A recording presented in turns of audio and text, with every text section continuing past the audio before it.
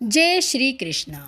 शास्त्रों में बताया गया है कि जिन घरों में तुलसी जी के साथ शालिग्राम पत्थर की रोजाना पूजा की जाती है, उस घर में दरिद्रता कोसों दूर रहती है और परिवार में सुख समृद्धि भी बनी रहती है।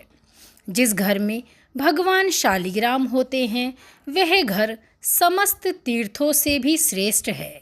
आज की हमारी कहानी उन्हीं भगवान शालिग्राम से जुड़ी है। अद्भुत और अनोखी कहानी। चलिए भक्तगणों सुनते हैं। जिस प्रकार नर्मदा नदी का हर पत्थर भगवान शिव का ही रूप होता है, जिसे नर्मदेश्वर बोलते हैं, उसी प्रकार गंडकी नदी का हर पत्थर भी शालिग्राम होता है। भगवान विष्णु का एक रूप शालिग्राम भी है और विष्णु जी के शालिग्राम रूप की पूजा सदियों से चली आ रही है। गंडकी नदी वह नदी है जहाँ शालिग्राम भगवान प्रकट होते हैं। भगवान शालिग्राम दुनिया में यदि कहीं मिलते हैं तो वह केवल गंडकी नदी के तट पर ही मिलते हैं। पर भगवान शालिग्राम गंडकी नदी में ही क्यों रहते हैं, इसी विषय से आज की हमारी ये रोचक कहानी जुड़ी है, जिसका नाम है भगवान शालिग्राम और वैश्या। हजारों वर्षों पूर्व किसी नगर में एक वैश्या रहती थी, जिसका नाम गंडकी था। वो रोजाना रात को किसी न किसी पराये पुरुष के साथ भोग विलास किया करती थी और यही उस वैश्या का पेशा भी था। एक दिन उस गांव में एक महात्मा जी आए। उन्होंने सभी गांव वालों का अपने उपदेशों से कल्याण किया। जब वैश्या ने उन महात्मा की कीर्ति सुनी तो एक दिन के लिए वो भी महात्मा के दर्शन करने और उनसे प्रार्थना करने चली गई और महाराज के पास जाकर बोली, महाराज, आप तो संत हैं, साधु हैं, सबका कल्याण करते हैं और सभी को पावन भी करते हैं। मुझ वैश्या का भी कल्याण कर दीजिए। महात्मा जी बोले, बेटी, मैं तेरा कल्याण कर दूंगा, पर उसके लिए तुझे वैश्यावृत्ति छोड़नी पड़ेगी। वैश्या बोली, महाराज, मैं सब कर सकती हूँ, परंतु यह वैश्यवृत्ति का धंधा नहीं छोड़ सकती, क्योंकि अब इस कार्य की मुझे बुरी तरह आदत हो गई है और यह मेरा पेशा है। इसके सिवा आप जो भी कहेंगे मैं वही करूँगी। कृपया करके आप मेरा उद्धार कीजिए। महात्मा जी ने कुछ देर सोचकर कहा, तो फिर एक काम और है जो तुम्हें करना है। जो भी पुरुष तेरे पास आएगा, तू उसे अपना पति परमेश्वर मानकर उसकी सेवा करना, तेरा उद्धार हो जाएगा। इस पर वैश्या बोली, ठीक है महाराज, अब से मैं ऐसा ही करूँगी। अब सूर्यास्त होने के बाद जो भी पुरुष गंडकी के पास आता, उसे वह अपना पति मानकर उसकी सेवा में व्यस्त हो जाती, सत्कार करती और अपना पत्नी धर्म निभाती। उस पुरुष को अपना परमेश्वर मानती, क्योंकि उसने महात्मा जी के वचनों पर विश्वास किया था। अब जब विश्वास किया है तो विश्वास पर तो सब कुछ ही टिका होता है।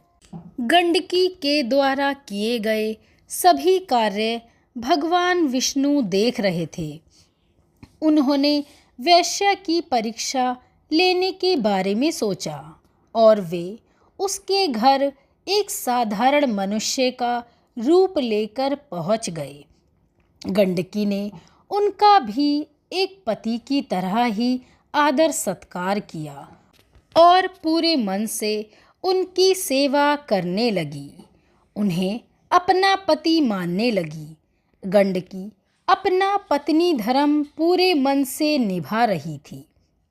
अब भगवान विष्णु ने हमेशा की तरह ही एक लीला रची। वे अपना सिर पकड़कर बैठ गए और गंडकी यह देखकर बड़ी ही घबरा गई। उसने उसका पति बने हुए भगवान विष्णु से पूछा, क्या हुआ स्वामी? आपको अचानक से क्या हो गया? आपकी तबीयत तो ठीक है ना? भगवान विष्णु बोले, पता नहीं क्या हुआ, पर मेरा सिर दर्द के मारे फटा जा रहा है और सिर में असहनीय पीड़ा हो रही है। गंडकी ने जवाब दिया, मैं अभी वैद्य जी को बुलाकर लाती हूँ। साधारण मनुष्य बने हुए विष्णु जी बोले, नहीं नहीं, तुम मुझे छोड़कर कहीं मत जाओ, मैं तुम्हारे बिना नहीं रह सकता, तुम अब मेरे पास ही रहो। गंडकी यह सुनकर घबरा गई। इतनी देर में भगवान ने लीला करते हुए मरने का नाटक किया। अब गंडकी जोर जोर से रोने लगी। उसने सोचा कि यह तो मेरे पति थे, अब यह इस दुनिया को छोड़कर जा चुके हैं, इनके प्राण निकल चुके हैं, तो मुझे भी इनके साथ ही सती होना होगा। गांव वालों को खबर मिली कि वैश्या के घर में कोई पुरुष मर चुका है, तो गांव वालों ने ये जानकर अर्थी तैयार की। भगवान को ले जाने लगे उस अर्थी पर लिटाकर। अब गंडकी ने भी 16 श्रृंगार किए और पति की अर्थी के पीछे पीछे चल पड़ी। लोगों ने पूछा, अरे गंडकी, तू हमारे साथ कहाँ जा रही है?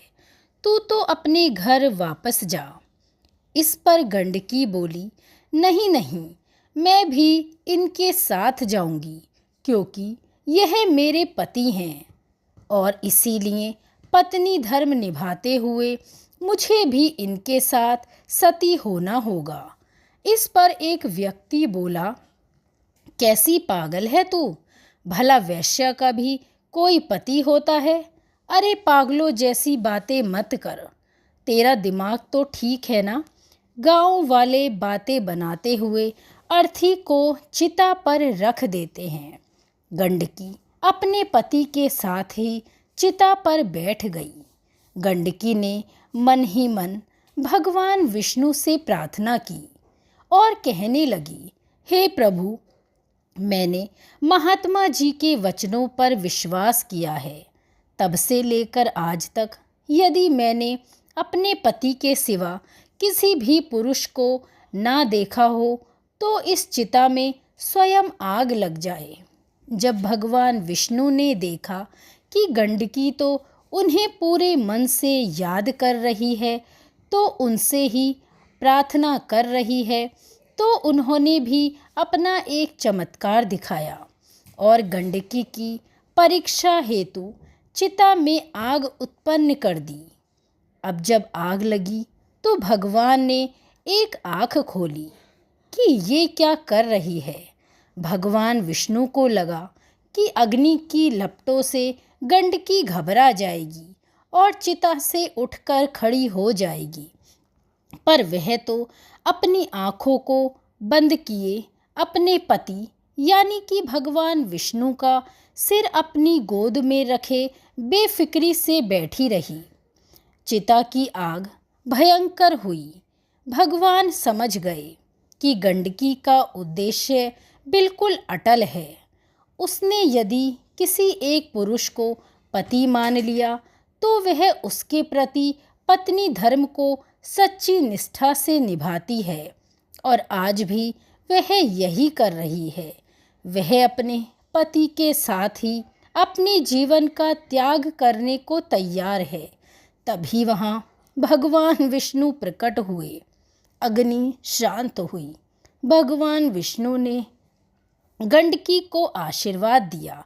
गंडकी पर अग्नि का कोई असर नहीं हुआ और भगवान विष्णु बोले, आंखें खोलो प्रिय भक्त गंडकी, मैं तुम्हारी परीक्षा ले रहा था। मैं तुम्हारी इस अटल भक्ति से बड़ा ही प्रसन्न हूँ। तुम मेरी परीक्षा में सफल रहीं। बोलो अब तुम्हें क्या चाहिए? गंडकी बोली, प्रभु आपके दर्शन करके ही मेरा जीवन सफल हो गया। अब मुझे मांगने जैसा कुछ भी नहीं है। मैंने आपको अपना पति परमेश्वर माना है। मेरी आपसे यह विनती है कि जिस तरह से चिता पर मैंने आपके सिर को अपनी गोद में रखा हुआ था, उससे मुझे एक बड़े सुख की अनुभूति हुई। अतः मैं ये चाहती हूँ कि आप सदा ही मेरी गोद में रहें और मेरा उद्धार करें प्रभु। भगवान विष्णु बोले, गंडकी, जैसा तुम चाहती हो वैसा ही होगा।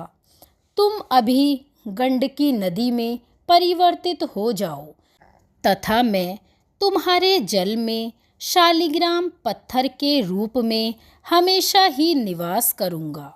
भगवान विष्णु के आशीर्वाद से गंडकी का शरीर पानी बन गया और नदी की भांति वह बहने लगा और वही नदी गंडकी नदी बन गई।